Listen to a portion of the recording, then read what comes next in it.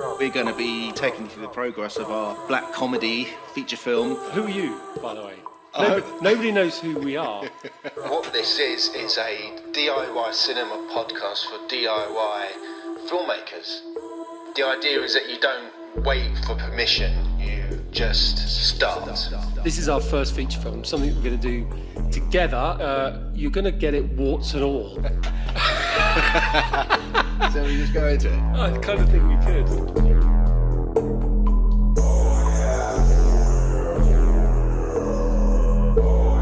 This is DIY Cinema Cult.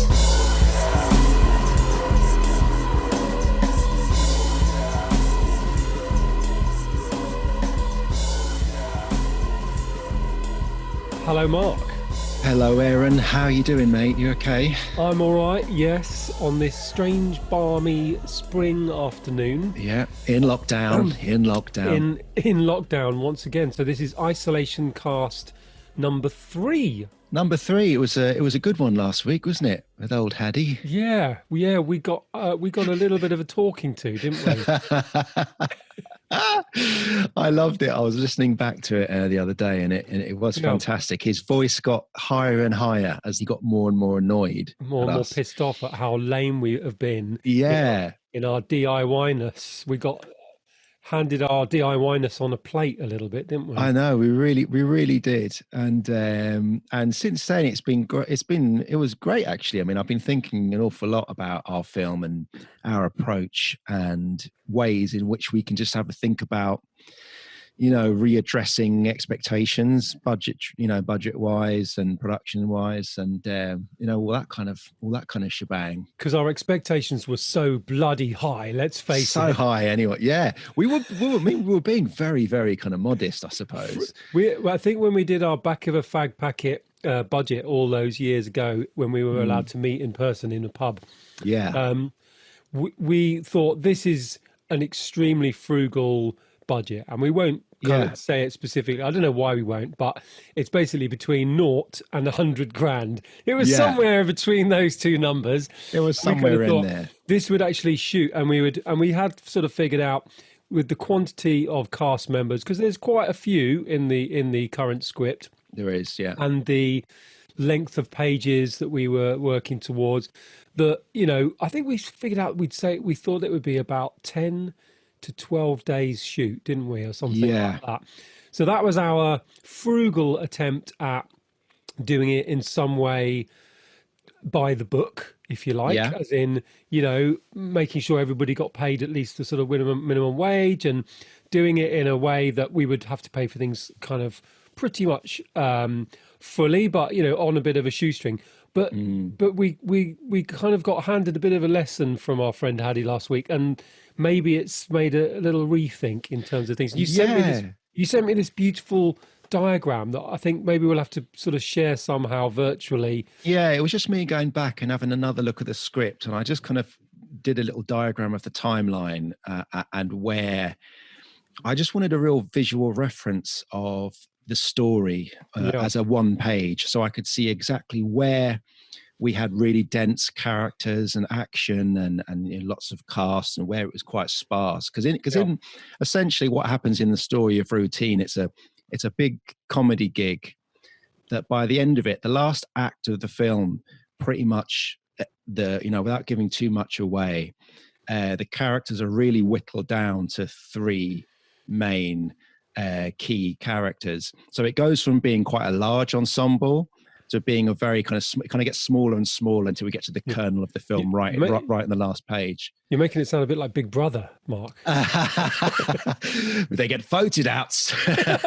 They get voted out every week. It's much better than that. It's much bigger. It's much better than Big Brother. But essentially, the final act, we only do have like 3 characters. So I was trying to think, right, how do we kind of work this now? We do a rewrite now where we have maybe more of that, where the characters are kind of fewer.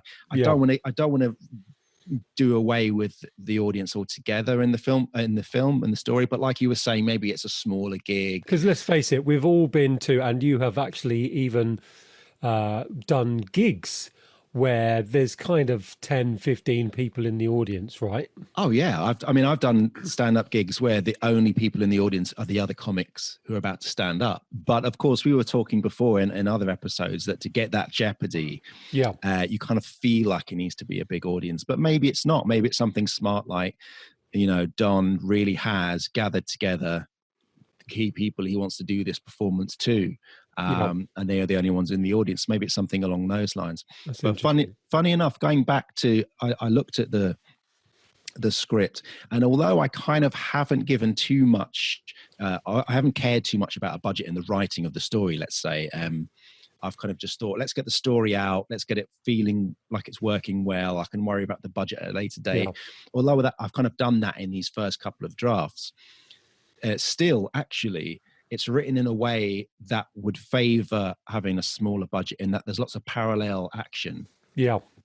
So there's bits that are in the main room of the club that has all the audience in. Then there's things that are in the back room. Then there's things that are in the yard. Then there's things that are in the toilet. So I think we should still keep that structure, because it means that we still get the feeling that all this crowd are there. Maybe we shoot with the crowd for only one day.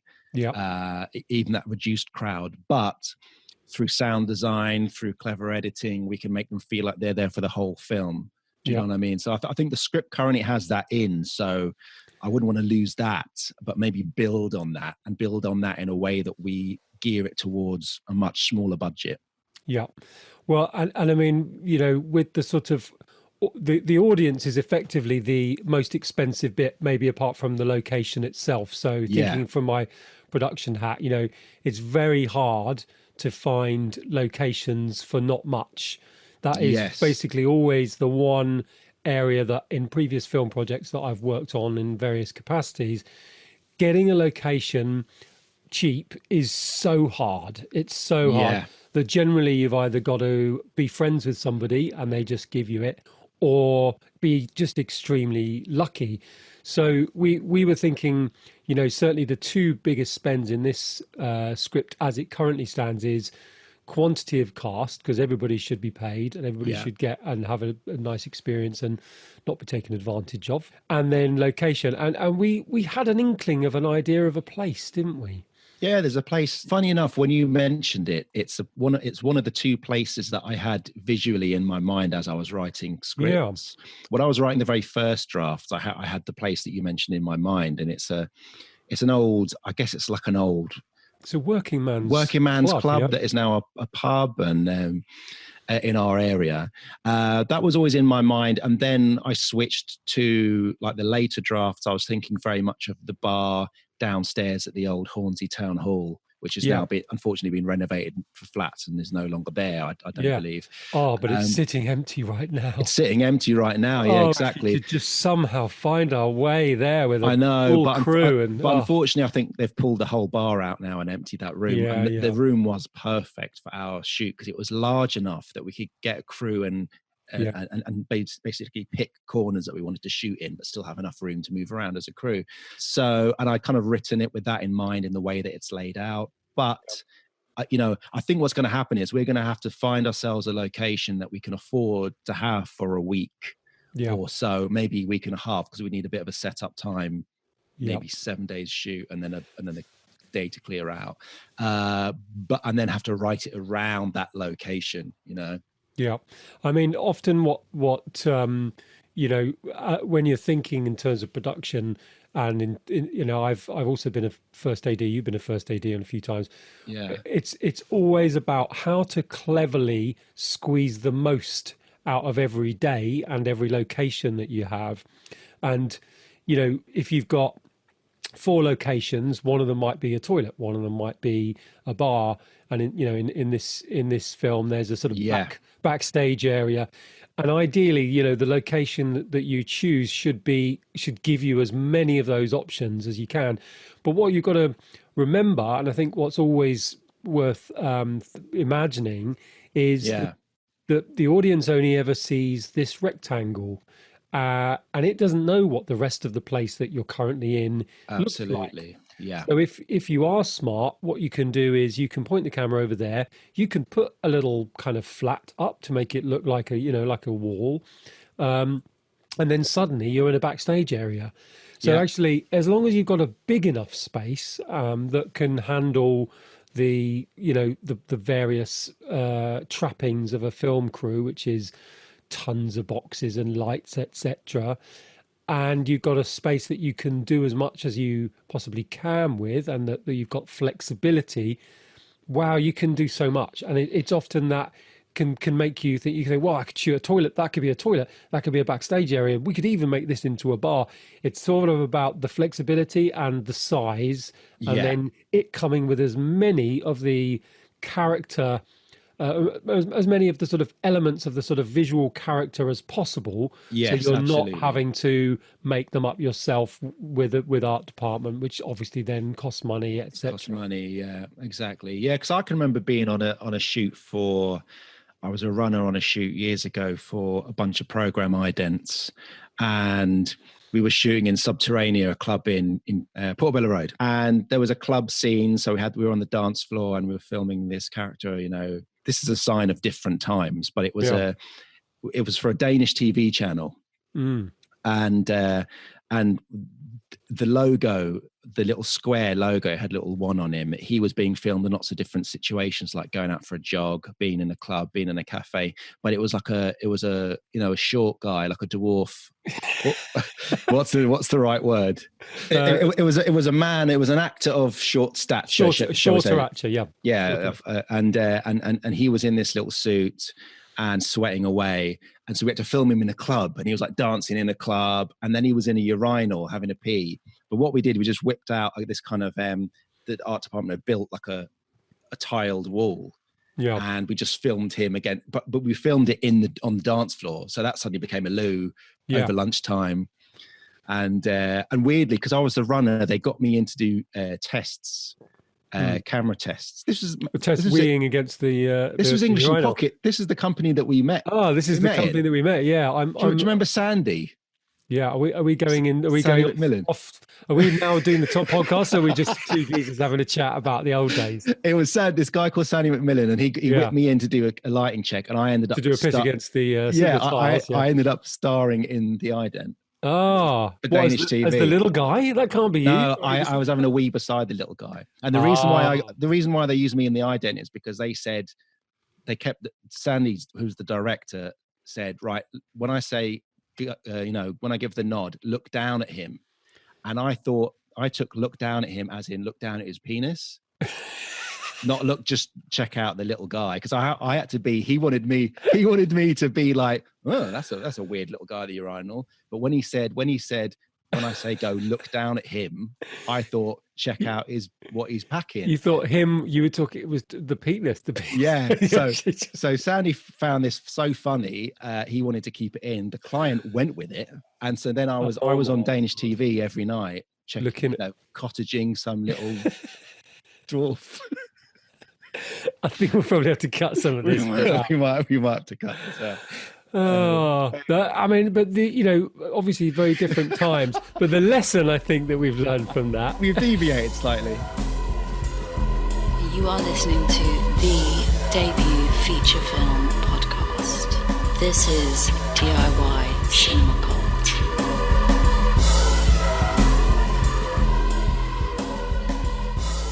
The lesson we've learned from that story, I think, is that you can often shoot elements within a location that you would never expect because the audience only sees that rectangle. Yes. And I've always sort of loved that little bit of the challenge of going, and in fact on my short film, Mr. Talkie, that we've mentioned many times. Yeah. When I shot the main stuff with the main first 3 days, it was such an extremely tight budget. When I cut it together, I just thought, this is just not working. It doesn't work. It feels like there's no flesh on the bone here. It's just Yeah. bone, story. And so actually I did another day, and I may even mention this before, in which case you can cut it all out again. I remember you shooting that stuff. Well, I did a day of pickups, and it was such a small crew. We just literally had me, we had a lighting assistant and the actor, and we just did close-ups of hands and close-ups of a computer screen and a face peering out the window. And all of that stuff made the difference, as in it made it a film rather than just a sequence of pictures. And I think with this film, we're talking about very much kind of a way of shooting that can make sense and make a virtue of the budget, because we're trying to now thinking about, well, how can we go full DIY? How can we really be pirates? And how can we just go and do it like we said we want to do it, without really anybody asking any permission, without expecting any budget from anywhere? Where, can we raise 10, 15, 20K somehow? We're not rich people, but surely we can rustle that up together, right? Yeah. And can we still do it? And can we do it with the same sense of the texture and the feeling that you get from really being in a comedy club, and still keep the characters and still keep the story and the comedy?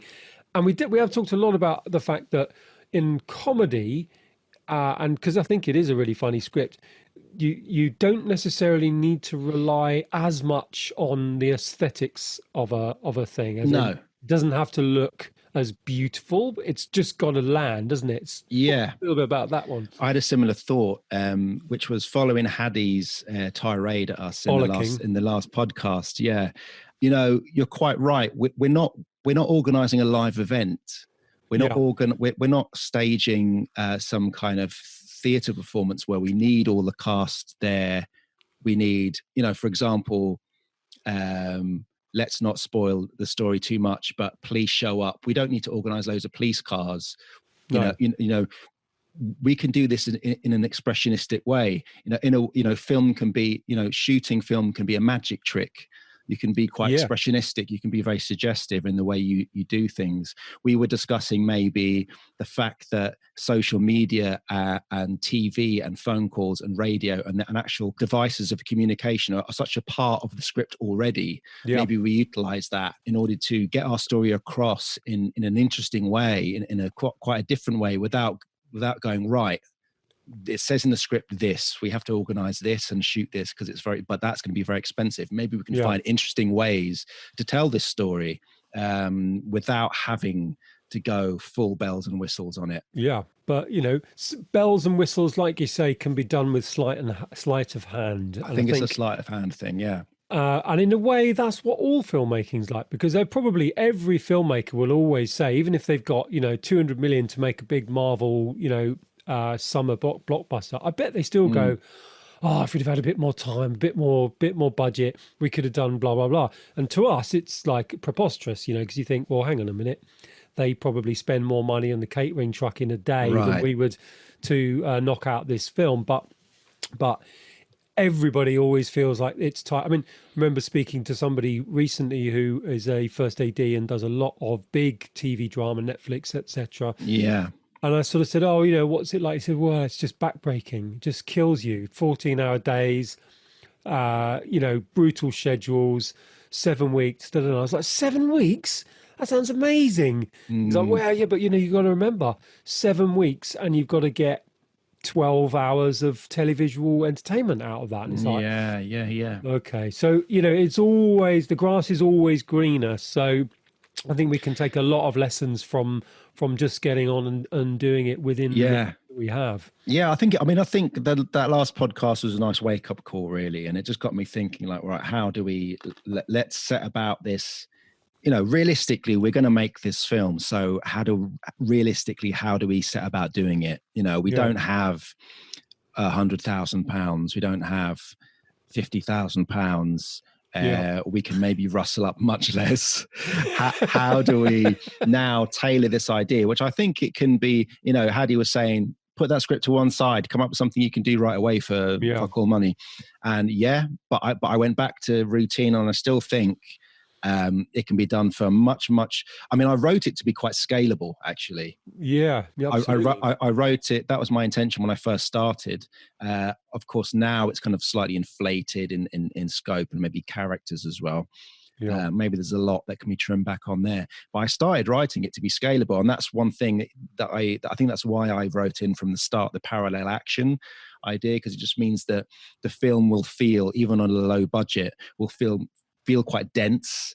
It's a world that you're peering in. There's a world, there's things going on over here, there's things going on over there. It's not just three guys in a room. There's a complexity to it that will make it feel larger than it actually is. Yeah. So I think we should still keep that as its kind of core build, but then on that maybe cut back here and there and find out ways we can scale it down.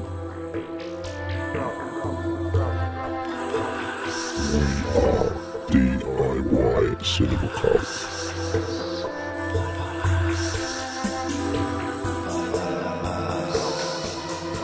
I had an interesting experience today that made me think a little bit about collaboration and working, sort of in the larger groups and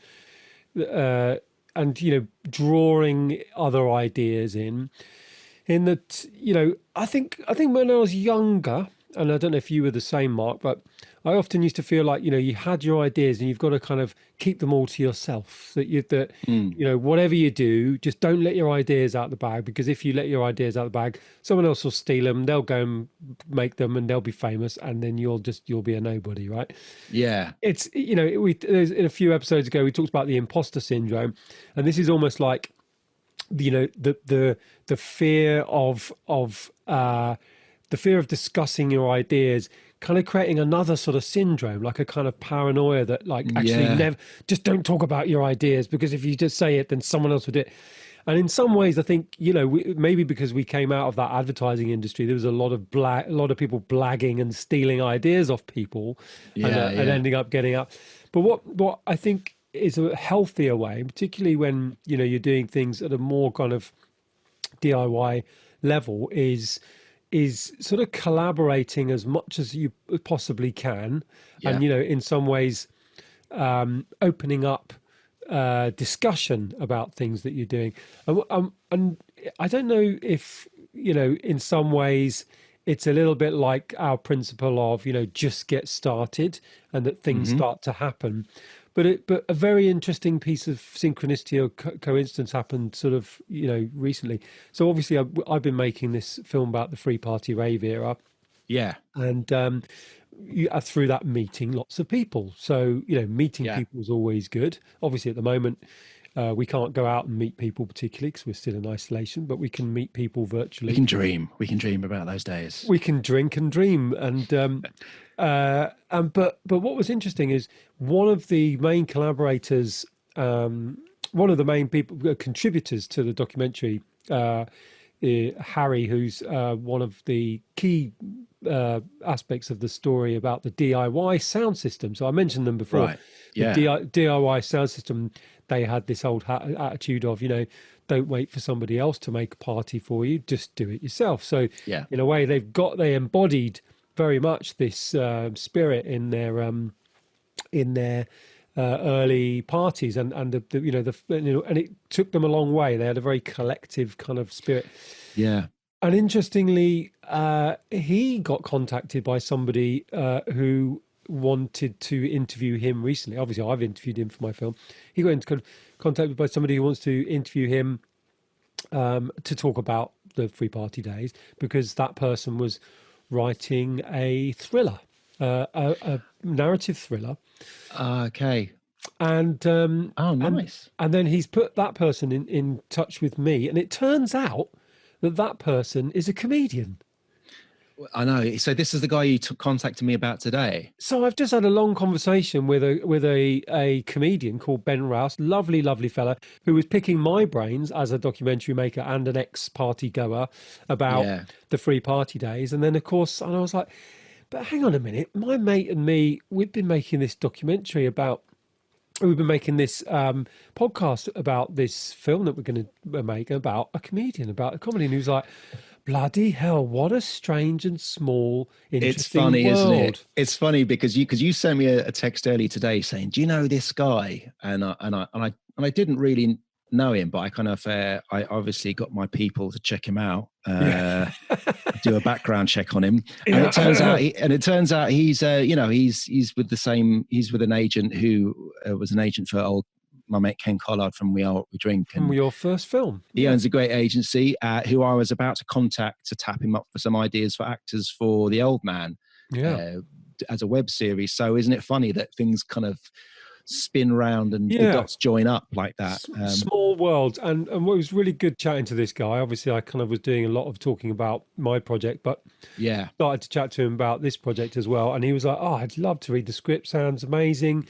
Give me a shout." He's writing stuff for a podcast, and it just feels to me like there's a lesson always learned there, as in, not to say go shouting from the rooftops, telling everybody your idea in a kind of look at me, I'm doing this, but it's always good to talk to people about your concepts, and gain, in a way, links and contacts and ideas and thoughts that you wouldn't necessarily have had yourself. And hopefully this podcast is becoming a little way of that sort of happening. Yeah, I think so. I remember Hadi saying in his absolute demolition of us in the last podcast as well. I'm still bruised. Him saying, listen, guys, don't, until you do this, don't tell anyone that you're doing it. It's funny, isn't it? Which did make me laugh because we were literally on our episode 6 we're on of our podcast all about doing it. Yeah, we're trying to get loads of people to listen. But and we're kind of doing the opposite. And I've heard that said before, and I can see the logic in it, and I can see the sense.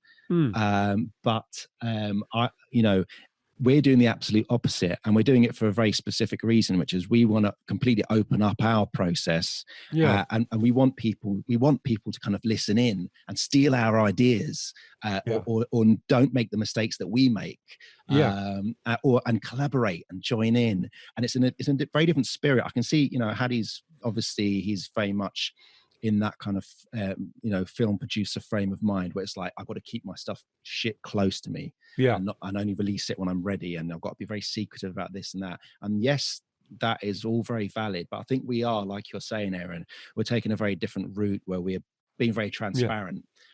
We might be setting ourselves up for a fall, I don't know, but I think it's an experiment. It's an experiment, like, for example, let's be very transparent about it. The whole reason we're doing this podcast is to build up some kind of group, some kind of culture, some kind of audience, a cult, a cult. We're putting the cult back in the word culture. Yeah, and ultimately an audience for our film at the tail end of making this production. We want to have some, people online who are quite excited to finally see when we do make Routine. And eventually we will actually put the commune back into community, and we'll all live together in a one-bedroom kind of house somewhere where you'll treat us like gods. That sounds okay to me. No, I'm totally with you, Mark. It's an experiment, but in a way, I think if you don't try these things, when you've got nothing, as in we've got no money sat there doing something, why not try? And even the experience of doing the podcast is starting to open interesting doors, because there was a few interesting comments kind of on the Facebook group, which I noticed have started popping up. Have you? Yeah, we've had really kind of some great people joining the group. We've had loads of people putting forward, sending us their films, music videos, documentaries.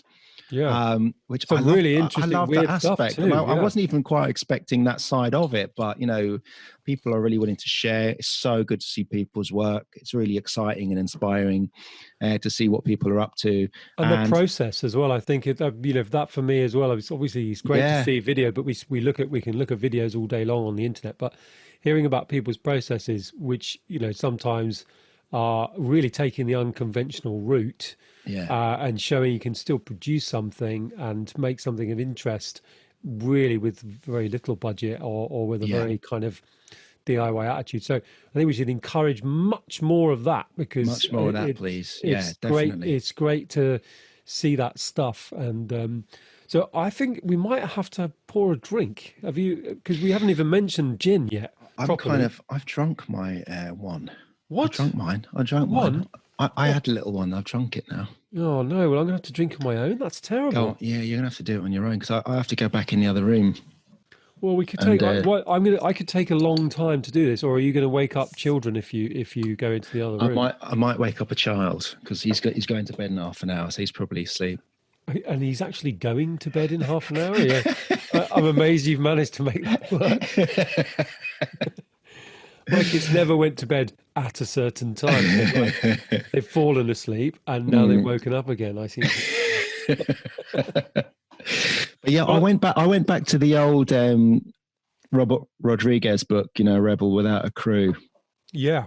I pulled that back out of the old bookshelf following. Quite inspiring as well. It is quite inspiring. It is fascinating. I've been just having a little flick through, and the fact that he made, he started off that El Mariachi film on $7,000. Yeah. And what I love about it, I suddenly remembered what really gripped me from the start about this book was that, because it's basically it's his diary from the times, starts in like 1991 or 90, whenever he started making the film.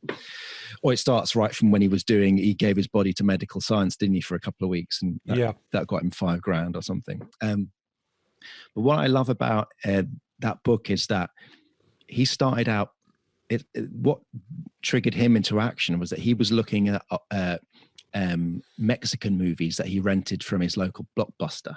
Yeah. And he'd heard or somewhere, wasn't he? Yeah, and he'd heard that Mexican production companies will buy a feature film off you for $10,000 or something. Right. So he was like, well, if I can make one for $7,000, I'm going to make fucking $3,000. That's like fucking party time. Yeah.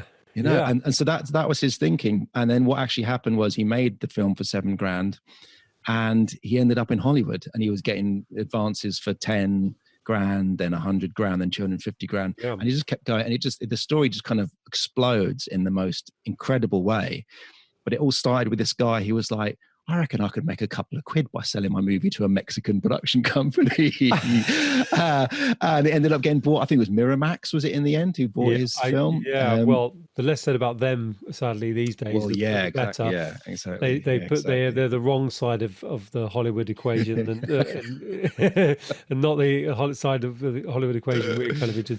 But it's a great lesson to think that, in a way, if you've just got a really simple plan, you can execute it well and you can pull it off. And I mean, I think a lot of the other thing that kind of I got from, Hadi's bollocking of us last week was actually him, even though he was bollocking us, he was also bigging us up. He was also saying, look, you can edit, you can shoot, you've got the kit, you've got them, you can make music, you can do all this stuff. And it's like, oh yeah, we kind of can, which in the old days, it always used to be, oh, well, I haven't got a camera or I haven't got a this. It's like, yeah, we kind of have. Yeah, we kind of do. And then maybe we do think along those lines of, right, we got our cameras. What if we shoot the whole thing on our cameras? We use as much of our kit as we possibly can. That are way better quality than Robert Rodriguez shot his film. And probably better quality than, most of anything that was available even 6-7 years ago. So and luckily we've both got the same camera, haven't we? So we were talking a lot about shooting multi-camera to just speed up production and give us enough, because shooting multi-camera, you suddenly got double your coverage. You don't have to stop and do a take from, position B. That could be a way we go about doing this on our kind of Lumixes. On a shoestring. Yeah, I mean, we both shot on, I've had a Lumix Panasonic camera, which for the, it used to be that people would look at me on the shoe and go, what the heck is that? It looked like a toy because it's basically Bill's camera. It just happens to shoot like amazing video as well. But the advantage of these things, and particularly with the concept of doing something multicam, is for comedians, they love that shit because actually then they can overlap.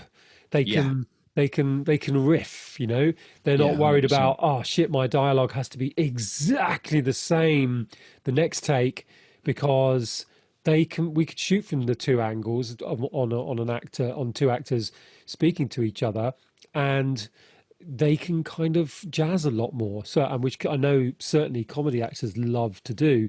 So it's worth thinking about, we certainly can't be purists in our situation, and that's a good thing. We should again treat it like lockdown being a creative obstruction. Yeah. Small budgets are a creative obstruction. Maybe we set up these situations in which we have a multi-camera coverage, and maybe the situation can go on for a minute or two, but it's almost as like, say there's this element of a scene. It's a little, instead of going shot, maybe we set up a situation and let it kind of just fly and capture it. And I mean, the good thing usually if we do kind of draw from the comedy circuit and comedy actors is they love that shit. They love to improvise. They love to roll with it because that's what they're doing on stage. They've got a script. Yes, they've got an act.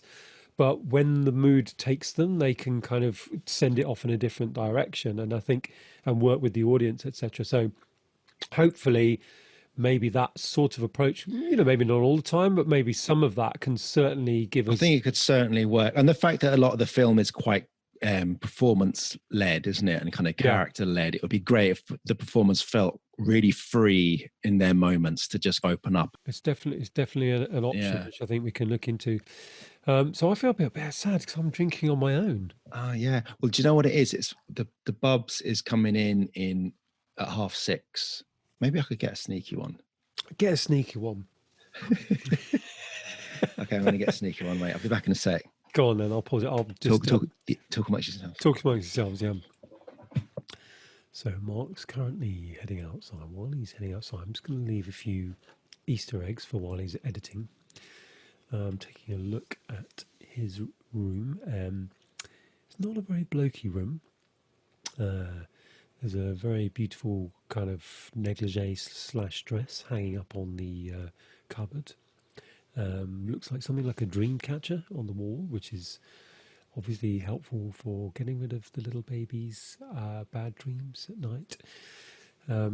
It looks like it's got the feminine touch. It's a very beautifully crafted room. And I'm fairly sure there's no Formula One posters. There's no pictures of Kenny Dalglish, 1976. Can't see any. Ta-da! Oh, and he's back. There we are. Very good. I'm back. That was quick. Yeah, did it really quick. A very quick one. I did a nasty martini, which is a dirt box martini. Dirty. It's just like I put some gin in and splashed in some vermouth. That's it. Have you got real vermouth? No, I've got like Martini Rossi or whatever, some dodgy. So when we're out of this lockdown, Mark, we need to upgrade the gin materials a little bit. Yeah, I think we need to try and find some Nolly Pratt. Nolly Pratt. Yeah, we need to do that. Because currently I've gone for Gordon's. Yeah, I do Gordon's as well. And I've got I haven't even got a name brand tonic. It's just you've just gone co-op. Yorkshire tonic. Yeah, they're very famous for their tonic in Yorkshire. I mean, Yorkshire is well known as a tonic dispensary.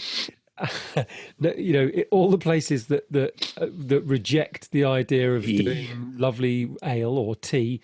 When I were a lad, my dad worked down tonic factory. Making the tonic for everyone all over the world. Yeah. And actually, it's only to me in lockdown because it was weirdly the week when we weren't even going to shops at all. As in, I'm doing like a once a week quick shop now. Yeah. But suddenly I had a panic buy on Amazon because it was the only online shop that would send anything. Can I buy gin on Amazon? Yes, of course you can buy gin. Oh, amazing! And can I buy tonic on Amazon? Oh yeah. Of course you can buy tonic, but unfortunately it was Yorkshire tonic. So I've still got about 20 bottles because basically the only time I'm really drinking is when I'm talking to you doing this podcast once a week. Was that the Hovis music? When I were a lad, Dad used to send me down tonic shop for tonic. I'll be doing podcasts and I'd say, where's me? I'll be doing a podcast with... That's not even a Yorkshire accent. I know, you've got a little bit smashy. I backed out of that one pretty quick. That was going down the wrong road. You are listening to DIY Cinema Cult.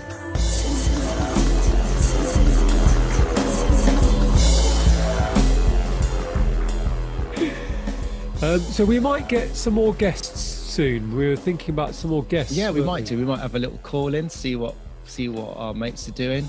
Yeah, and an interesting. Well, again, in the new reality we are in, and maybe in for a little while longer, I had a virtual pub night the other night. Yeah, which you stood me up at, you bastard. I did. I kind of didn't see the message until the last. Well, until I was going to bed, and Yeah. then I went, oh no, I've missed it. You've Was missed it good? Was it? You had a good? Was it a good laugh? Well, thankfully somebody else turned up other than like if I'd have just invited you, I'd been sat on my sofa on my own waiting Imagine for my that. friends. There's nothing worse in the modern age, is there, Yeah. than just looking at your face on a Zoom chat, and Zoom it's just chat. you, Yeah. nobody else, just no other little screens to look at. Oh my God. Exactly. But in the end, actually, I did have some fellow filmmaker friends turn up to the Zoom chat, and it was really fun. Friend Jeff, who we've mentioned before, came along, and he was chatting about his experiences being now basically unemployed in the film industry, and unable to furlough yourself, etc. And then our friend Steve, who's a DOP. Now, how does a DOP make a living in this situation? Because You must be absolutely screwed, right? I mean, at least you and I can do some post-production. Jeff's been doing a little bit of editing. There's not a great deal of work out there, let's face it. And I mean, this is first world problems. Let's just put that clear. Some people are getting very ill, and this is way more significant. But It's scary times. I just hope everyone out there is kind of finding ways to kind of get through it, muddle through it, and then stay safe, basically. so what else have we got to talk about, Marky? Well, I think we're pretty on the same page, Aaron, aren't we? In the way we're going to approach another, readdress routine as a project and as a script. So I guess we're looking at draft number 6. Draft number coming 6 up soon. Yeah. So all those nasty shocks I got the last time I read draft number 5, like, new location. He's meeting kind of people from his work. I can kind of put those to bed now, can't I? Mr. Producer hat off me. I think you probably can, yeah. Although, I'm exactly what we were saying, thinking about film as a bit of a, going back to just It's having all it in your mind, having it as a bit of a magic trick. Let's think of things as magic tricks. So how do I get that information that I popped into those opening additional scenes that you that terrified you so much? How do I get that information in there somehow? It's all going to happen on an email. That's what it's. Yeah, that's what the budget's going to do. I'm giving you this, Mr. Director. I'm giving you this. You can do the whole thing on an email. How's that? Can you make it work? It's the old show it, don't tell it, isn't it? Rear Window, where Hitchcock just moves the camera all around the room and tells you the whole story about how James Stewart's character is a sports photographer and had an accident at a motorway track, and now he's resting up in his wheelchair, and he's got a couple of months in a cast, and that's all done just through the shot, roaming through his flat, looking at various photographs. The camera moves down to the broken camera, and then we're up to him in the chair, and it's all done in the opening one. So it's a wonderful film, that as well. It's a wonderful film, and it's just absolute it's just a masterpiece, and a real, it's going back to school, isn't it, in terms of filmmaking, just to watch it. So I've just got to start going, right, how do we do these things in very clever visual ways in which we tell the story without having to go, right, let's see him at work, let's do a 2-page scene where he has to have a bit of problem with his boss, and let's have another scene where maybe we can do it a much cleverer, economical way. Text messages on a phone screen. We can do a Star Wars crawl. Here's some information you need to know about Don Morby had a terrible day. His boss was a real bitch to him. Yeah. She is 20 years younger than him. Yeah, he's pissed off and he's sleeping in his car. It all happened in a very expensive looking scene with lots of extras in a wonderful location. Which is basically tell, don't show, which is the opposite of the rule. I'm going to be a little bit like the stage manager. When I was at college, I did drama and film at college. And I always remember my stage manager, who was a very put upon lady. She was very nice. Yeah. But stage managers are always a bit pissed off, aren't they? Because basically, people are asking them to do things that they can't. And I never forget the day when, for the end of term show, that was basically a way to take the piss out of other people in the department. Yeah. The end of term show, I remember going up to her and saying, we want to do this, that. We have this crazy ambitious idea about water pistoling people and, doing like really dangerous, crazy stuff. And she went, well, you can have some chairs. So I think that's my approach to your script writing. Well, mate, I mean, right now we're dreaming of chairs. Chairs would be amazing. Chairs would be fantastic. If we can make chairs, then we know we're getting somewhere. And we are suitably fortified heading into the future. This is a new challenge, a new dawn of the new challenge. I think we're going to come up with something very cool. Yeah, me too, mate. Me too. Cool little day. Thank you. See ya. Good night. Goodbye. Night, night. Night, campers.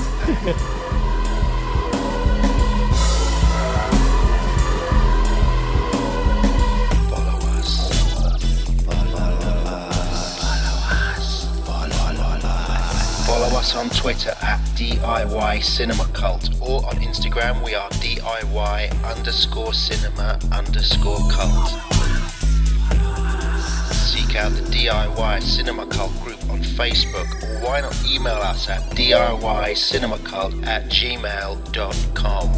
Follow us.